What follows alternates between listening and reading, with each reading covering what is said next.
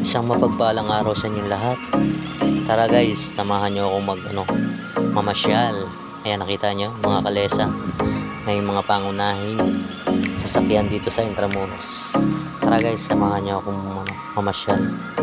Iikutin natin ang Intramuros gamit ang ating sasakyan. Ayan, paikot yan guys, paikot. Ayan, nakikita nyo yan, plaza yan guys. Ayan, meron din ilang pangunahing sasakyan dyan, mga sidecar, e-bike, kalesa. Kalesa syempre ang pinakang dyan, bigatin na na sasakyan ng mga turista kapag sila ay nagpapalibot dito sa Intramuros. Ayan guys, nakikita niyo yung simbahan na yan. Ayan, laki diba? Manila Cathedral. Ayan, okay guys, marami dyang namamasyal pag araw ng linggo. Dahan-dahan lang tayo para makita nyo rin yung mga ilang tanawin, mga ilang magandang tanawin na pinupuntahan ng mga turista. Yan. Sobrang dami na mamasyal guys kasi nga araw na linggo, pahinga ng mga tao. Ayan. Gala-gala din minsan pag may time, sabi nga nila. Yan, dahan-dahan lang tayo guys. Yan. Yung iba naglalakad lang para mas ma-enjoy nila yung pamamasyal. Yan. Sa lukuyan papunta na tayo ulit sa loob.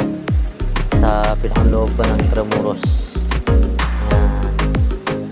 Ang ganda ng tanawin guys, diba? Sana nandito din kayo para makapamasyal din kayo. Ayan. Pero yan, papakita ko na sa iyo para sa ganon, kahit hindi na kayo makapunta dito, nakikita nyo naman. Pero mas maganda pa rin yung nandito pa, yung makikita nyo ng personal. Ayan ultimong daanan nila, ang ganda na guys, diba? Yan, malapit na tayo guys. Pagtapos yung susunod na kanto, ikot tayo guys. Ayan, ang ganda ng hallway nila guys, diba? Sarap sa pakiramdam, makaka-relax.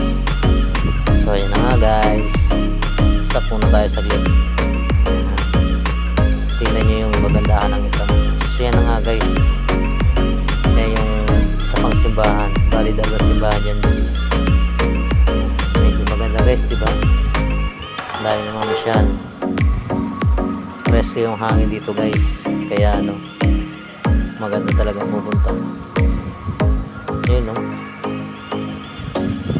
malawak yung simbahan na yan guys sa loob. Hindi natin nakuhaan. Yung iba guys, ayan may kalesang mga kalesa, may mga sakay silang magtutop din yung mga yan. Ayan. Marami, isang grupo yata yan guys. Yan. Lahat ng kalesa sinakyan nila.